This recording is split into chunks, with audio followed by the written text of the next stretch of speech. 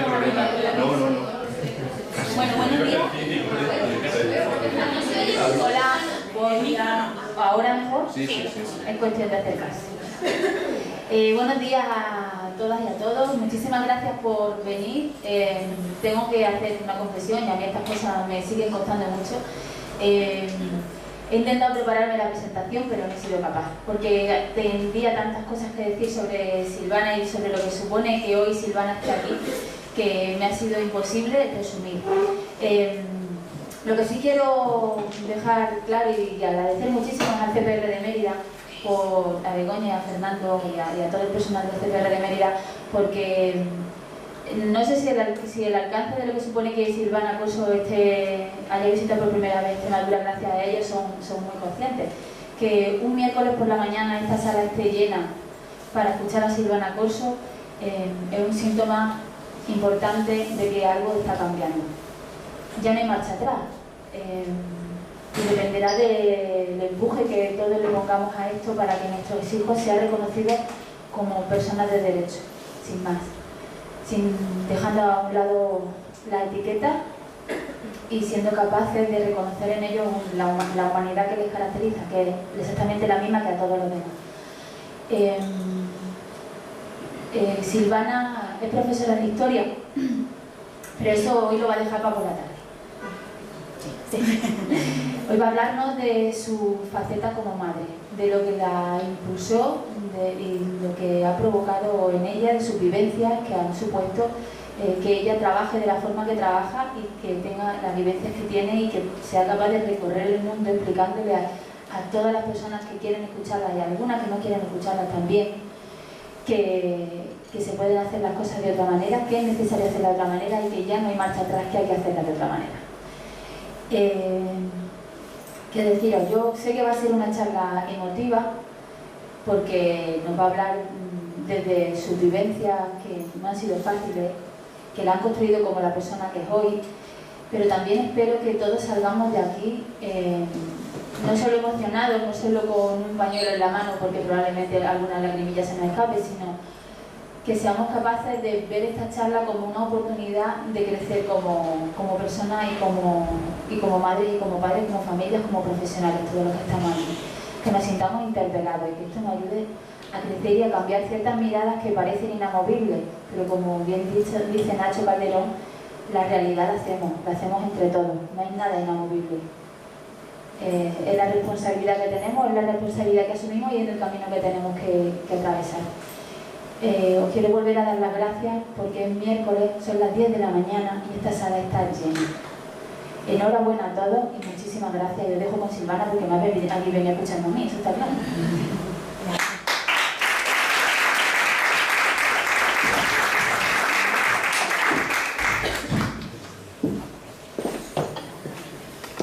Yo me voy a acercar porque si no, no puedo. No puedo estar sentada tampoco.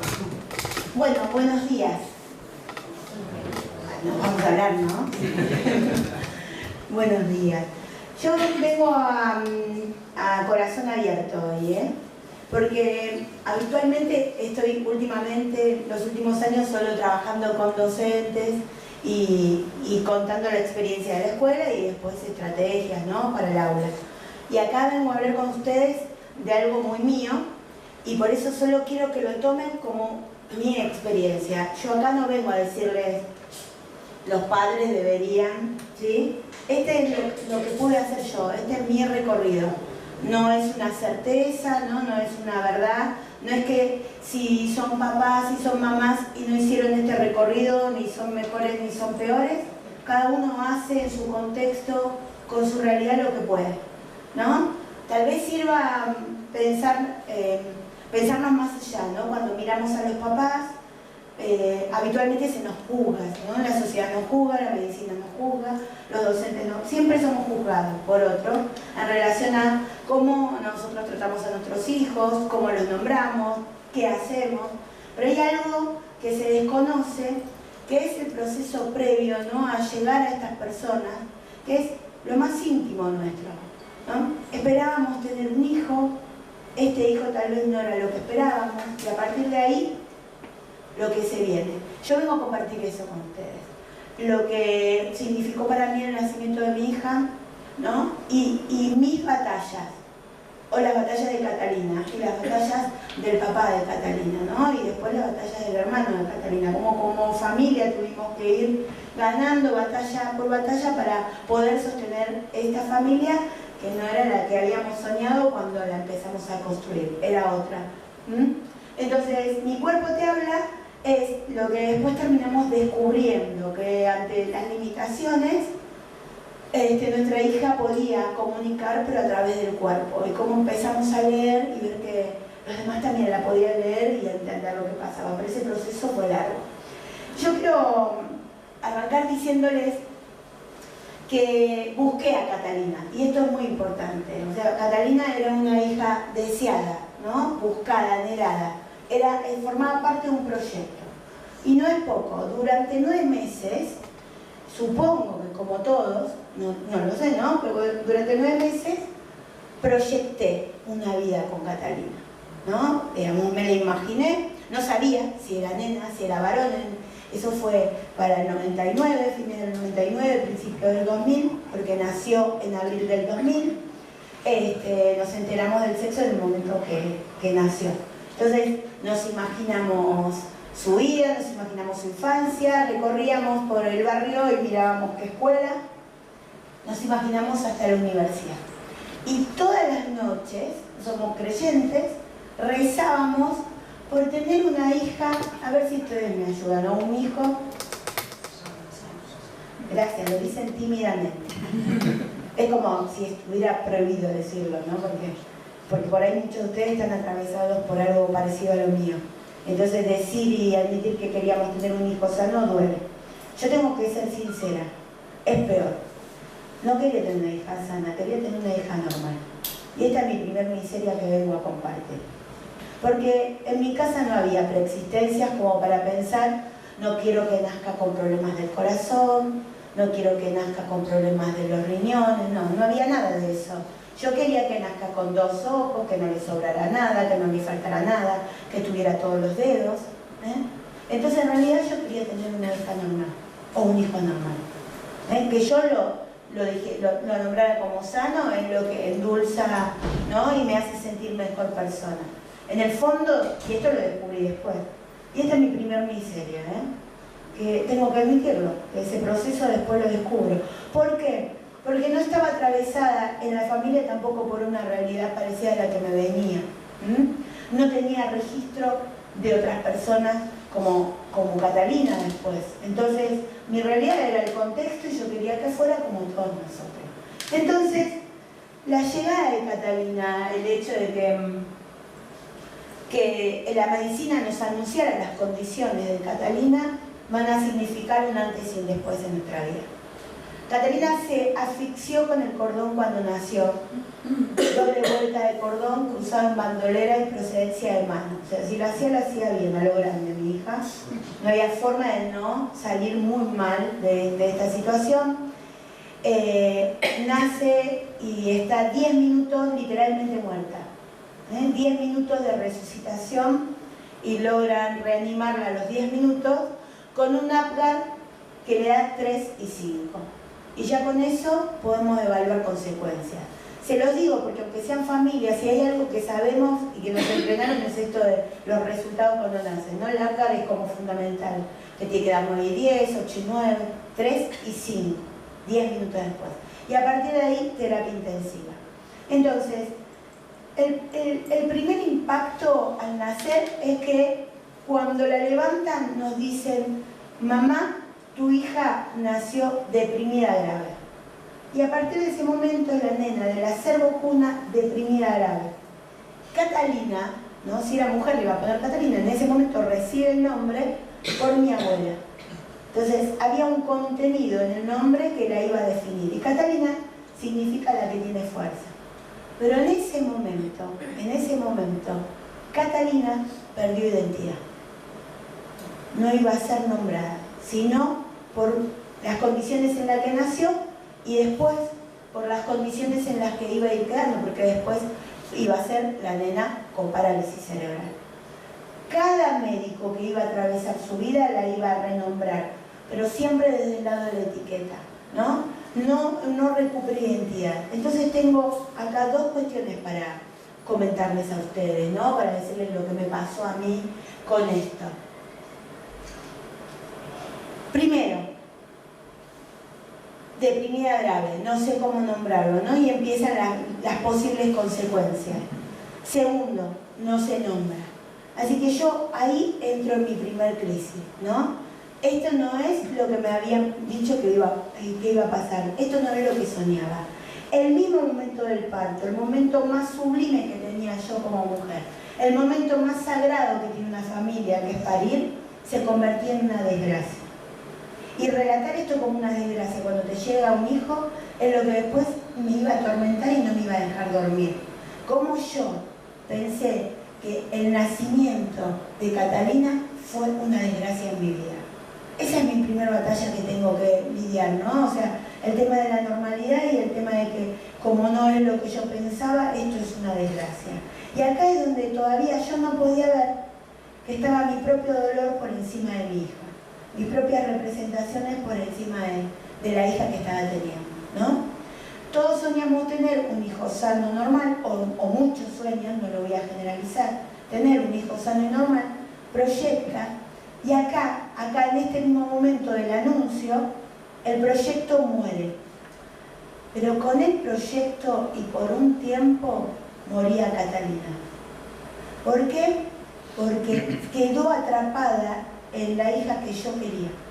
¿Entienden? Y como la hija que yo quería ya no es, porque la medicina me dijo que no, se murió ahí. No sé si se entiende. Es terrible. Es terrible, porque hasta que yo no me reconcilie y no me revincule, no hay lugar para Catalina. Ese proceso lo deberían saber toda la sociedad debería saber lo que uno va viviendo y lo que uno puede ir construyendo y cómo uno lo va construyendo en el tiempo que puede. No todos lo hacemos al mismo tiempo. Si nos lleva años elaborar esto, ¿quién nos puede juzgar? ¿No? ¿Quién nos puede juzgar?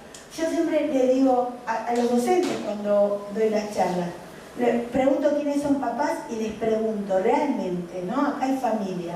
Durante los 9 meses, ¿quién de ustedes deseó tener un hijo con discapacidad? ¿Te tocaste la panza? Y dijiste, yo quiero que sea rubio y con parálisis cerebral. No, mejor morocho y con síndrome de Down. Vamos a ser sinceros. Ninguno. ¿Entienden? De golpe aparece esta realidad, ¿sí? Y yo ahora me quedo con esto, con esa frustración. Entonces, lo peor que puedo decirles es que Catalina, además de lidiar entre la vida y la muerte para después caer con una condición severa de discapacidad, ¿sí? Lidiaba con esta situación mía de no poder reconocerla, ¿sí? Se convirtió en una muerta en vida. ¿Qué es peor? Les puedo asegurar que creo que eso es peor que haber quedado con una discapacidad. Y fue peor hasta que yo pudiera reconciliarme con esto, hasta que el padre pudiera reconciliarse con eso, y después viene la otra, el resto de la familia, ¿eh? Ahí tenemos otro recorrido, que está enfermita, y vos que tiene discapacidad, ¿no? Cuando vos podés hacer el proceso, el otro está en otra sintonía. Bueno, ahora, ¿qué nos pasa a nosotros? Cuando es una condición así, ¿no? De un parto complejo, la realidad es que la medicina se apodera de mi hija, ¿no? Ahí ella entra en terapia intensiva.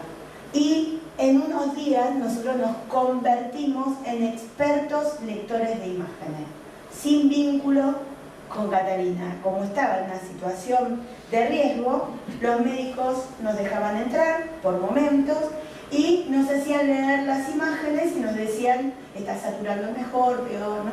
Iban anunciando. Llegó un momento que nos dijeron, es más fácil nombrar que le quedó sano, que 2, 3 cosas que ya ni me acuerdo, lo tengo como ahí, sano, que decirte todo lo que tiene afectado. Por lo tanto, ojo, que se va a morir.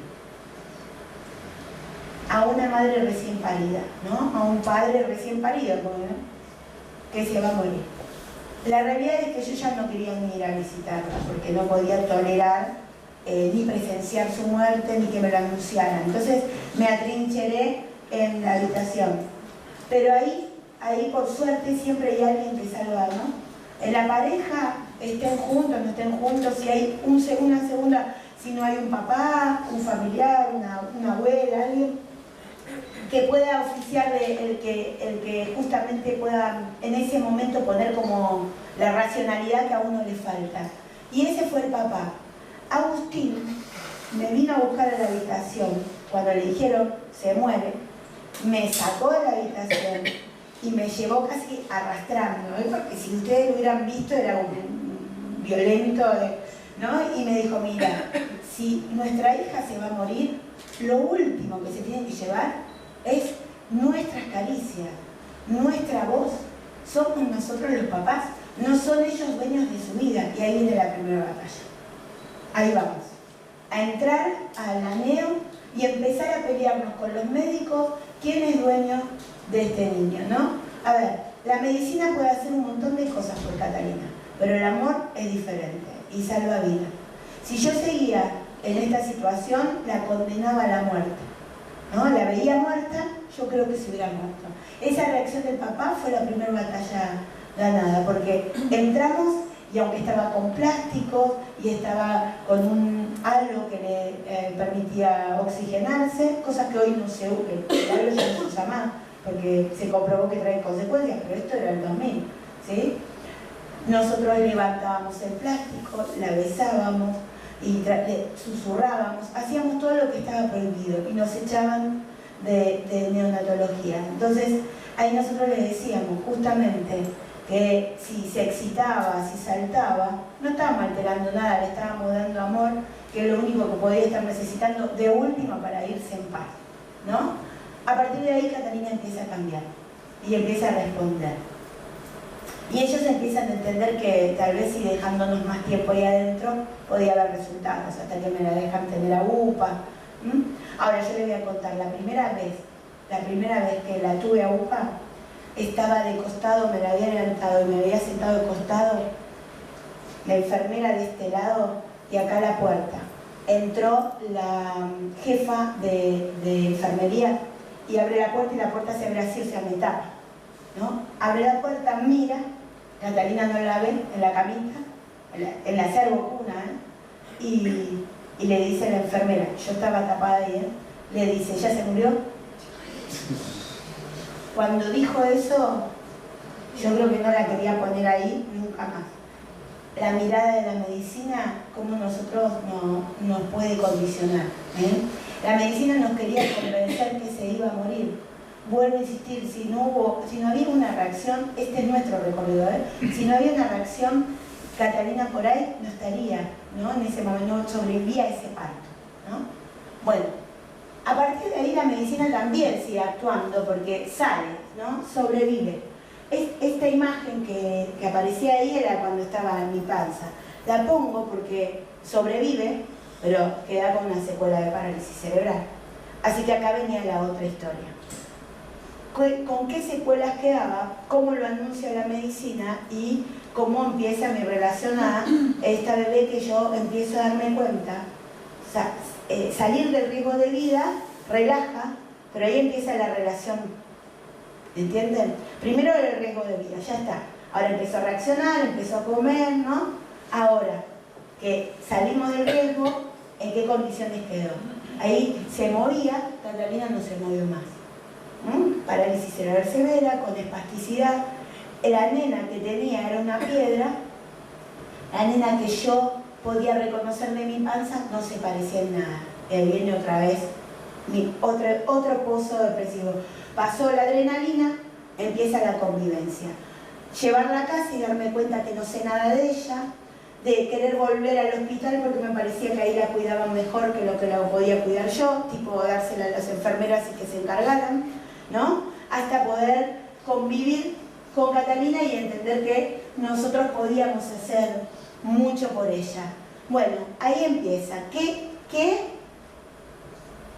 puedo hacer? Digo, ¿cómo puedo reconocer a esta niña con discapacidad? Bueno, no la nombraban con discapacidad, me hablaban de secuelas neurológicas, ¿sí? Pero no eran nombrados, con lo cual empezaron con la rehabilitación. La medicina te dice, y kinesiología, y fonoaudiología, y estimulación temprana, más estudios para comprobar potenciales evocados, para ver si tiene algún resto auditivo. Ahí yo empiezo a tener la fantasía que si bien tengo una nena que es una piedra, que no llora, nosotros teníamos que ponernos el reloj cada 3 horas para que no se nos pase el momento de la comida. Ahí la bebían con la mamadera, había perdido yo la leche, con lo cual había que ir a mamadera. Eso eran 1 hora y media, porque no tenía fuerza para succionar. Y por ahí terminaba, por ahí no la terminaba todo, y después vomitaba cual película de terror, a 3 metros, todo, y había que volver a empezar, con lo cual eran horas y horas en cadena, porque se desgastaba, ¿no? Y la alimentación era fundamental. Pero los estudios y el hecho de que no se nombrara la discapacidad me hizo tener la fantasía de que estaba enfermita. Y cuando yo creo que mi hija está enferma, empiezo a buscar la cura. Y eso también es terrible, porque ahí otra vez tenemos una crisis de identidad. Yo empiezo a ir a kinesiología. ¿Cuánto me ayuda la obra social? Pago yo más horas. Cuanto más pueda hacer, más rápido se va a recuperar, más rápido se va a sentar, más rápido va a caminar, y un día va a hablar, y un día vamos a ser todos felices y vamos a tener una vida normal. Y empezar a hablar con gente que tuvo problemas en el parto, que fueron prematuros y que los chicos quedaron bárbaros. Y yo me aferraba a ese posible futuro. Hasta que a los 6 meses, un traumatólogo, por primera vez en un pedido de estudio, pone, ¿no? En la condición pone PC. PC, no pone parálisis cerebral. Yo en mi vida había escuchado parálisis cerebral, hasta los 6 meses de Catalina. PC. No entendía qué era. En esa época internet de noche, al teléfono, que era más, ¿no? Y de noche era más barato, a buscar PC, hasta que entendimos que era parálisis cerebral. Les digo la verdad, yo tengo un humor medio particular, y en casa cargábamos, digo, PC, una computadora, ¿no? ¿Qué será una PC vieja, esta PC? ¿Qué quiso poner? Y ahí, cuando leo parálisis cerebral, lloro, me tiro al piso, pataleo, pero hay un antes y un después en mi relación con Catalina. Porque ahí sí, yo tengo que elaborar la idea de, yo tengo una hija con discapacidad. Y poder asumir que tenía una hija con discapacidad, poder asumir una condición, me reconcilia con el mundo, pero fundamentalmente con ella. Porque entonces eso significa aceptarla como es. Ya, hago lo que hago para mejorar su calidad de vida. No hago lo que hago para volverla normal, para verla como los demás. ¿Entienden? Por eso a mí me van a escuchar decir mucho discapacidad. Bueno, ahora se habla de neurodiversidad, supongo que lo voy a ir incorporando, pero lo que pasa es que para mí fue un hito en mi relación. Ahora que yo sé que tengo una hija con discapacidad, empiezo a pensar, ¿no? ¿Cómo puedo trabajar en esta cosa de la calidad de vida de Catalina? ¿Y qué era la calidad de vida? Hago los tratamientos no esperando que se cure, sino por un tema de si logra sentarse, mejor para los pulmones, y si no, las mejores condiciones que pueda tener su cuerpo para respirar, ¿no? Cuestiones que puedan mejorar su sobrevida, ¿sí? Pero empiezo a tratar de enamorarme, ¿no? A mirarla con otros ojos, a reconocer, bueno, esta es mi Cata, pero esta es mi Cata, ¿cómo la presentaría? Pues yo no la podía presentar. Ahí empiezo a leer el cuerpo, ahí empiezo a darme cuenta que tal vez en esa espasticidad ella también esté transmitiendo algo, y cómo yo podía ponerle voz para seguir peleándome hasta ahora de la sociedad, con los únicos que me estaba enfrentando era con la medicina, con los médicos.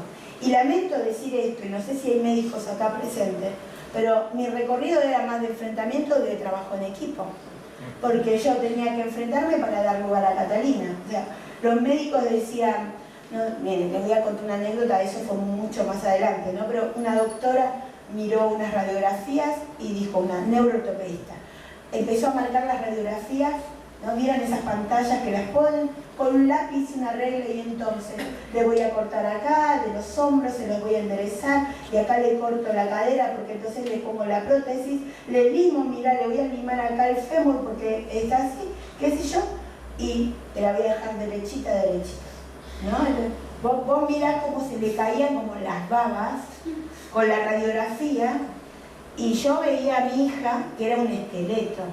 Y me preguntaba, además decía, mira que los huesos sangran, con lo cual yo voy a abrir, pero por ahí tengo que cerrar y después vuelvo a intervenir.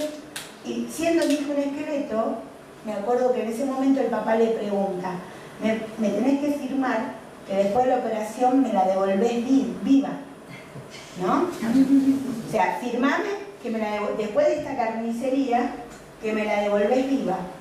Y la doctora le contestó, no, eso ni en ninguna condición lo firmaría. Entonces, justificame por qué debería hacer todo esto. Y bueno, otra vez la calidad de vida empieza ahí, ¿no? Ahí hay que hacer el proceso, calidad de vida. Entonces, él le preguntó, ¿qué sería? Y bueno, que no se paspe porque las piernas como las tiene, y entonces se puede hacer escara. Catalina nunca tuvo una escara, de eso nos encargábamos nosotros. Entonces le dijo, eso no es calidad de vida. Si realmente me decís que le afecta y que condiciona su sobrevida, lo hacemos, la pongo en riesgo. Si no, no, calidad de vida es otra cosa. ¿Qué es calidad de vida? ¿No? Ahí empezamos a leer a Catalina. ¿Qué expresa? Y para poder decir que sí, que no. ¿Sí? Y empecemos así, mirá. Primero su espasticidad. ¿Sí? El neurólogo rápidamente juega con la espasticidad de Catalina en aumentar pastillas, miorrelajante y así la tenés dormida todo el día. Está bárbaro, ¿eh? Le da de comer, duerme, lo llevas a hacer las terapias y tu vida más o menos marcha. No tenemos casi problemas, ¿entienden? Así que hay que empezar a leer la espasticidad. Miren, se muere mi mamá, tenía un vínculo único mi mamá y ella. Se muere mi mamá y Catalina cierra la boca, se pone más espástica. Voy, aumento de pastillita. Y le digo al médico, no, se murió mi mamá. Y me miró. Y le digo, es que le está extrañando, ¿no será que se pone espástica? Porque no llora. Le digo, ¿y esto tiene que ver con algo de...? Me miró como si esta mujer necesita la pastillita también. ¿No? Nace el hermano, se pone más espástica. ¿No será que está celosa? Entonces, resistir la intervención de la medicina. Cuando perdí la leche y empiezan a darle leche de fórmula, vomitaba, como les dije, pero le cambiaron las marcas que ustedes imaginen y seguía vomitando. Entonces yo le digo a la doctora, tal vez, dice, no tiene un problema de reflujo, seguramente va a terminar con una operación que tuvo años después, ¿sí? Que es un Nissen para evitar que llegue, es la puntita del estómago rodeando el esófago para evitar el reflujo. Pero esa operación no era inmediata, pudo esperar más tiempo. ¿Qué le leía yo del vómito de Catalina? Que ninguna marca tenía la marca materna. Que tal vez lo que vomitaba y resistía era que ella le encantaba el pecho y la atrapaba, pero no sacaba nada. Obviamente me dijo, sí mamá, y estas son las gotitas que tenés que darle para el reflujo. Y entonces me voy con las gotitas, leo el prospecto y dice que tiene consecuencias cardiológicas, ¿no? Que todas las cosas tienen consecuencias, pero Catalina tenía una afección, entonces ¿qué hice? Yo creí que Catalina vomitaba porque no era mi leche. Así que le hice creer a la doctora que le daba las gotitas. Un año después le dio de alta de las gotitas que nunca recibió. Resistencias que a veces pude nombrar y resistencias que en silencio, como mamá tomaba la decisión y si me estaba equivocando, le pedía perdón a mi hija en cada decisión que estaba tomando. ¿Sí? Ahí viene, estas son las resistencias a la medicina. Pero vienen más cosas acá, ¿eh? Ahí mientras tanto la pongo ahí de fondo para que la vayan conociendo un poco. Empezar a trabajar con el lenguaje del cuerpo y pensar en calidad de vida fue cuestionarle a los médicos si si bastaba solo con hacer estimulación y con ponerle todos los aparatos, que no estábamos teniendo otra vida más que las salas de espera. Entonces, lo que le proponía a los médicos es buscar espacios de socialización para Catalina. Obviamente era una locura, Catalina había quedado ya cuadriplégica, el diagnóstico era con sordoceguera, la espasticidad, bueno, todas estas cuestiones que la iban definiendo, con lo cual de última me dijeron un jardín terapéutico y que reciba todas las terapias dentro del jardín. Yo me preguntaba, cada juego, cada cuestión que ustedes puedan ir viendo ahí que vamos haciendo, algunas son de disfrute como esa, pero la mayoría eran intencional, que era lo que nos pedían los médicos que hiciéramos, es decir, si fija la vista, si agarra la mamadera, si puede llevarse a la boca, y todos nosotros hacíamos, digamos, nos relacionábamos con Catalina buscando digamos, que hiciera lo que los médicos nos pidieran. Ahí nosotros hablamos de, esto nada, es una teoría nuestra, ¿no? Del papá y mía, que se estaba patologizando el vínculo, ¿no? Porque al final yo no estaba siendo mamá, no estaba siendo enfermera, estaba siendo terapista, estaba siendo médico, estaba haciendo... y no me podía correr de ese lugar. Digo, bueno, esto es de la medicina, esto no es de los servicios de salud, de la rehabilitación, esto es lo que puedo hacer yo de disfrutar a Catalina, empezar a salir con Catalina. A mí el jardín terapéutico no me convencía, y como no soy negadora de la realidad, como ninguno de nosotros negamos la realidad de nuestros hijos, todos nosotros sabemos las limitaciones de nuestros hijos, con o sin discapacidad. Todos lo sabemos. Eso no, nadie nos puede negar eso. Entonces, yo sabía las limitaciones, empecé a buscar con Catalina la parte social en una plaza. Díganme, ¿qué puede pasar con una nena como Catalina en una plaza? Vamos a ser sinceros. La mirada. Nada, no pasa nada en una plaza. La mirada. La mirada, y es peor, les voy a decir algo. Porque en esa época ni siquiera se me cruzaban los juegos accesibles. Eso es de ahora. En el 2000, no es que yo iba a reclamar una hamaca adaptada, no. Yo quería que un niño se le acercara. ¿Qué hacen los niños? Y se besan, y se tocan, y se muerden, se pellizcan, juegan. Yo digo, bueno, a ver, que se lleve estas experiencias. Esto también es vida, esto también es calidad de vida.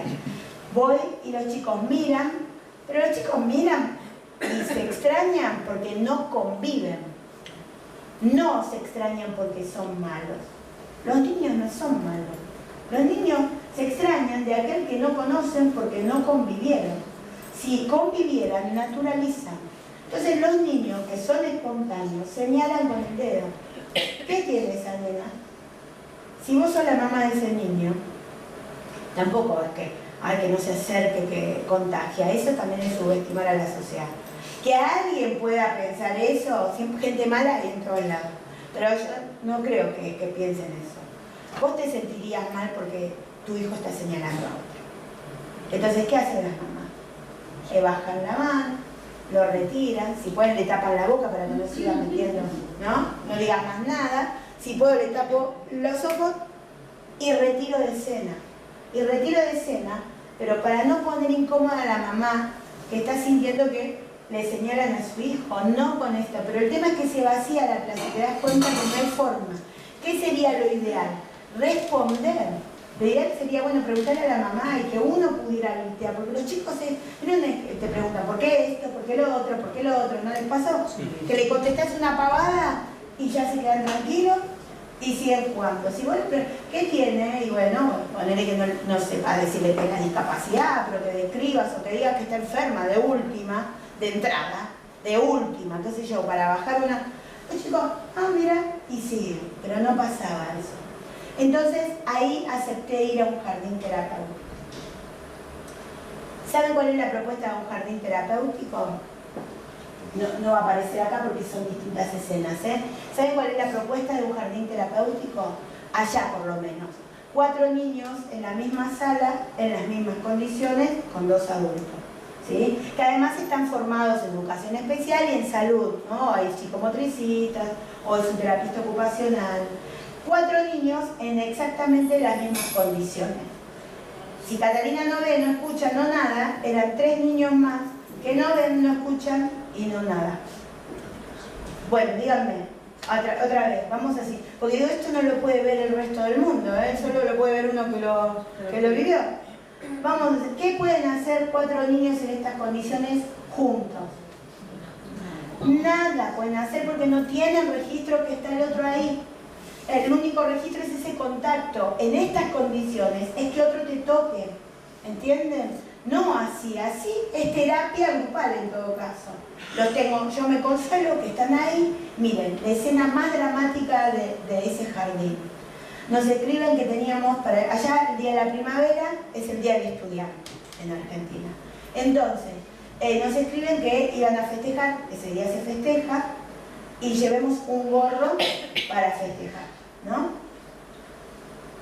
Fui a comprarle el gorro más colorido, más luminoso, el mejor gorro que yo creía que iba a conseguir en el país para Catalina. ¿Por qué? Tenía obsesión con compensarle la vida. Todo era lo mejor, porque no sabía cómo compensar todas las pérdidas que tenía. Las zapatillas, los pantalones, la mejor silla de ruedas. ¿Qué es lo mejor? Yo iba pidiendo, aunque no tuviera plata, sacaba, pedía prestado, pedía a mi familia, pero Catalina tenía que tener lo mejor porque no sabía cómo compensar sus pérdidas. Así que el mejor gorro. Los otros 3 niños pasaron por lo mismo, todos llevaron esos gorros espectaculares. Después nos llegó la foto. Así festejamos el día de la primavera. Los 3 chicos, los 4 chicos, con los gorros en la cabeza, uno mirando para acá, el otro mirando para allá, y las fotos. Y ahí dije, este no es el lugar. Ninguno de los 4 supo ni que festejó la primavera.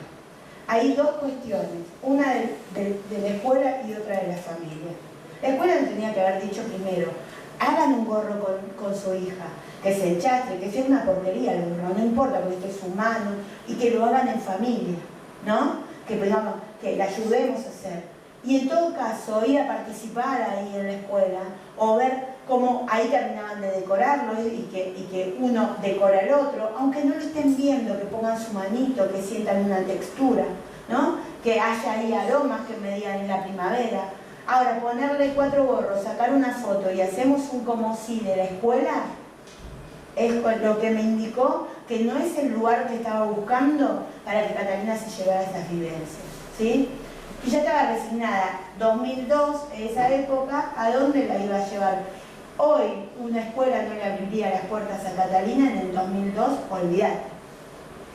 Fui al médico, a la cardióloga, y en una sala de espera, Catalina se puso espástica, y cuando se ponía espástica era una piedra, entonces yo a veces la bajaba y la ponía entre mis piernas y le sacaba fotos.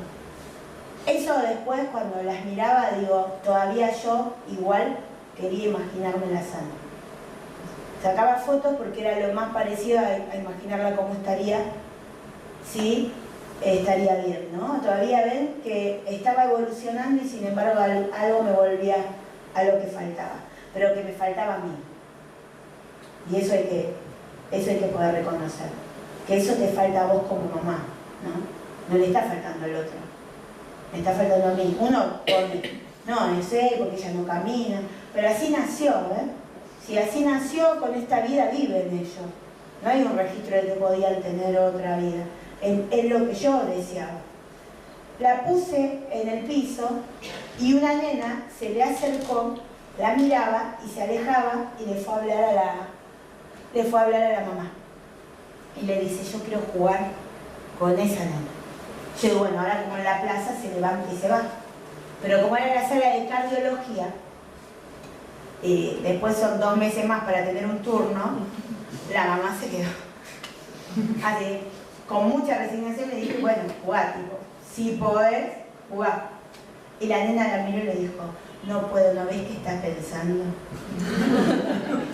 Porque Cata se le iban los ojos para arriba. Ahí me di cuenta que los chicos no ven la discapacidad, ven a la persona. Los chicos crecen con los prejuicios de los grandes. Y el único lugar para desarmar esto que viene nuestro es la escuela. Es la escuela. Y ahí empecé mi camino por encontrar un lugar para Catalina que nos devolviera a la sociedad 45 millones de jardines que existen. Nosotros hicimos jardín de infantes a la salida, al nivel inicial, ¿no? A infantil, de ustedes, tengo que acordarme, infantil. Nosotros hicimos jardín de infantes, pero 45 fácil, seguro. Hasta que un jardín entro y la directora me recibe y me dice, sí, no hay problema. Yo estaba con Catalina Auca. No, en el cochecito, en ese momento. Y sí, no hay problema, y entonces me empieza a mostrar las instalaciones y yo de ahí desconfié. Y digo, porque era privado, porque estatal ninguno. Entonces la toco y le digo, vos la estás mirando, ¿no? Sí, sí, sí. Digo, pero vos me estás viendo bien, ¿no? Como, digo, porque me estás diciendo que sí, me estás mostrando primero un baño que no va a utilizar, porque me mostraba que los inodoritos, pero sí, viste que te muestran todas esas cosas, qué lindo que está el jardín. Digo, pero Catalina ni lo va a usar. Me dice, sí, ya tuvimos una nena como ella. Me dice, te quiero mostrar, si bien no lo va a usar, que veas que acá todo está cuidado, que va a estar en un lugar donde va a estar cuidada. Ahí yo digo, bueno, acá el tema era que alguien eligiera a mi hija, no que uno impusiera, sino que la escuela te elija. Hoy estoy parada en otra lógica, ¿eh? O sea, yo, unos años atrás, ustedes me dicen y yo le digo, no, vayan a la escuela que quiera a sus hijos. Hoy me doy cuenta que hay muchas escuelas que quieren a nuestros hijos, pero así seguimos habilitando a las que no los quieren. Entonces, hoy le digo, y resistir la escuela donde esté, porque un cambio y es un derecho, ¿no? Uno piensa, voy cambiando con el tiempo algunas cuestiones. Para mí fue un placer que la quisieran y que la eligieran, pero la realidad es que estamos en el 2020 y las escuelas siguen decidiendo si quieren o no quieren, y eso no puede ser. Entonces, en algún punto tenemos que ofrecer nuestra resistencia, ¿sí? Vuelvo con el tema del cuerpo. Ahí estar en la escuela implicaba que también la escuela pudiera leer lo que le pasaba, porque cualquier cosa te llamaba, ¿no? Se puso dura, te llamaban, ¿no?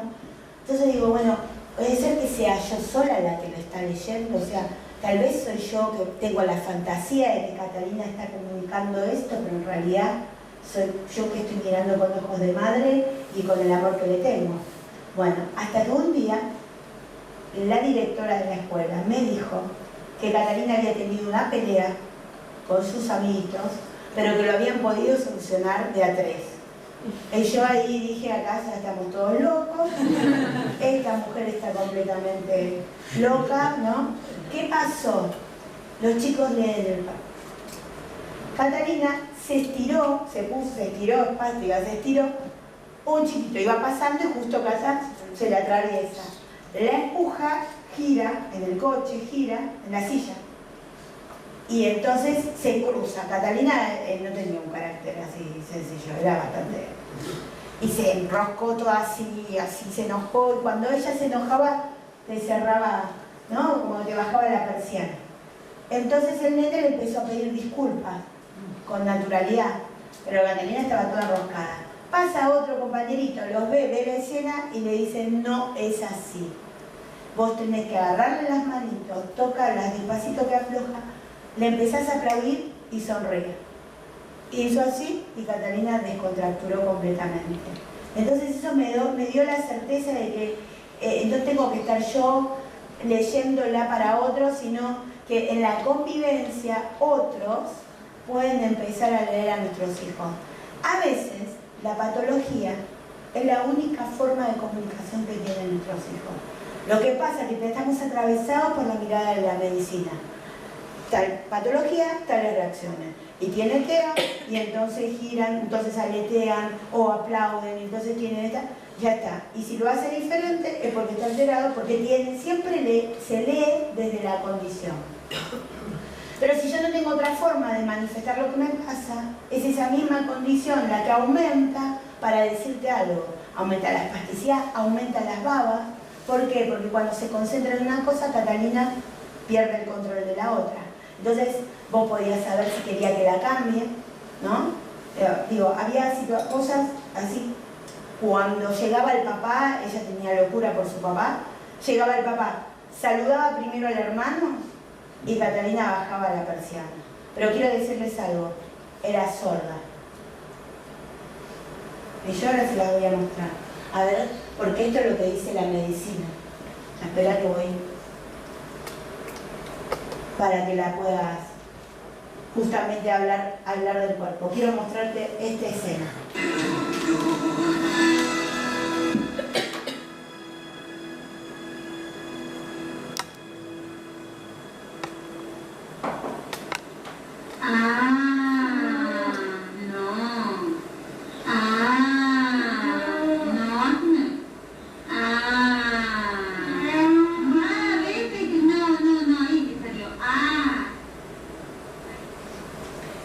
Tenía sordoceguera. Los potenciales evocados hasta que falleció dieron así siempre. ¿Ustedes ven una sordeciega? Porque a mí me parece que me estaba leyendo los labios.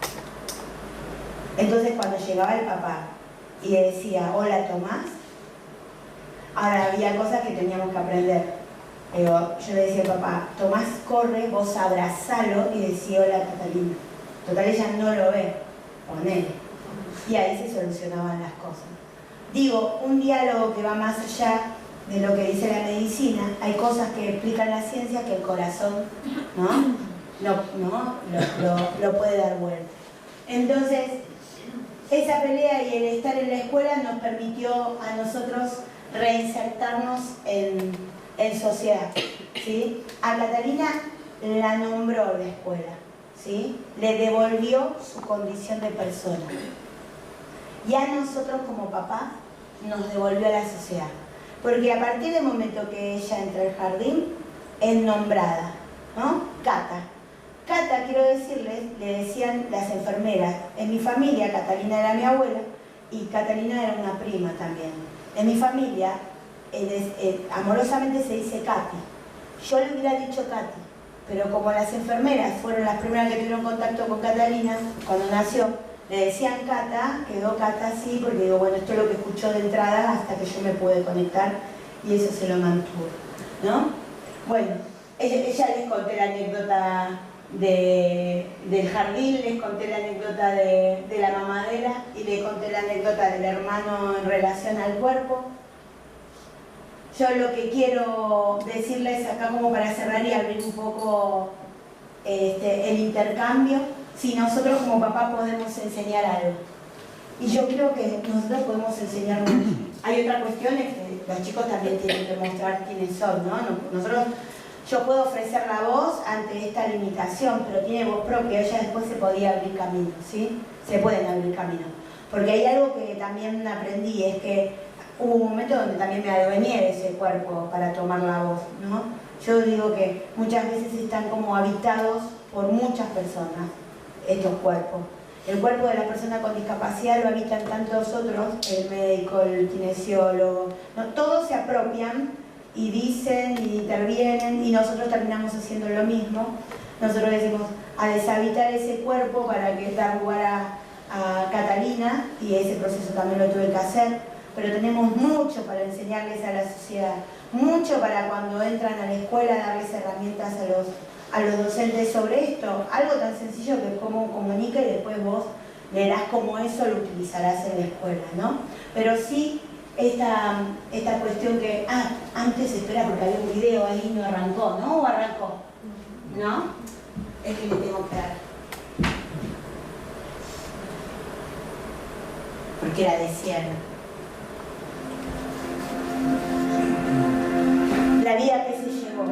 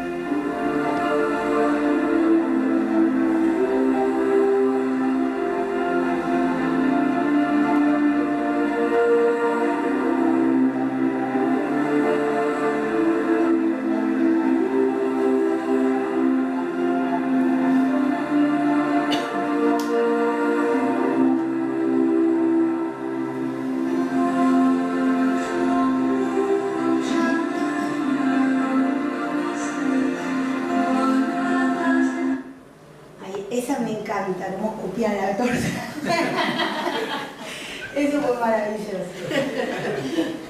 Tengo que salir de la situación, si no, no puedo seguir.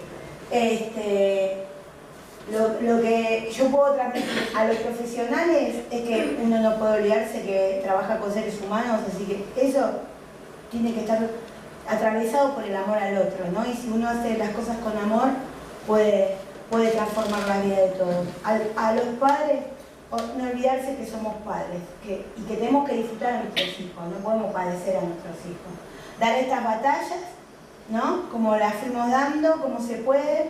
Siempre que me caía pensaba quién sufre más, y la que sufre más es Catalina porque le duele el cuerpo, entonces ahí me levantaba y podía seguir dando mis batallas, las propias, conmigo y en mi relación, las que tenía que dar con las instituciones, las que tuve que dar con la familia no se rompió en ese momento la pareja, pero les puedo asegurar que hubo problemas en el interior de la familia, que si la abuela la aceptaba como era, que si el tío la nombraba como, ¿no? Así que también ahí, al interior de la familia, nosotros tuvimos que reivindicar a Catalina y trabajar sobre cómo vincularla con los primos, cómo vincularla con el hermano, ¿sí? Y por último, les quería decir que ella cuando falleció se quedó dormida en casa. Catalina no tenía sonrisa social.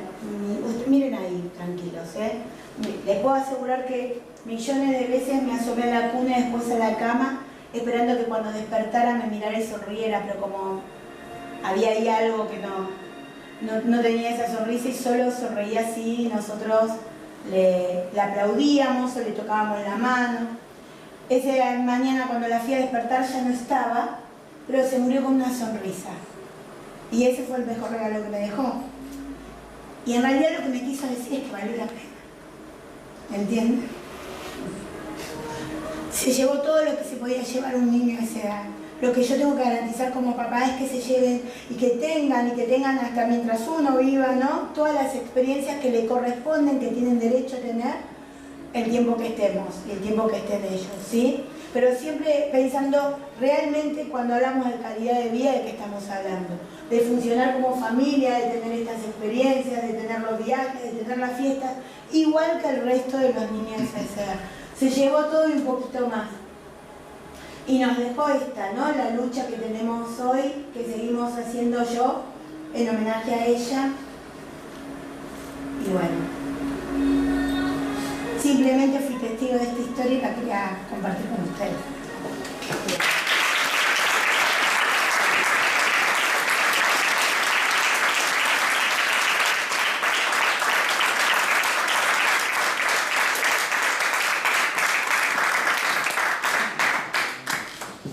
¿Preguntas?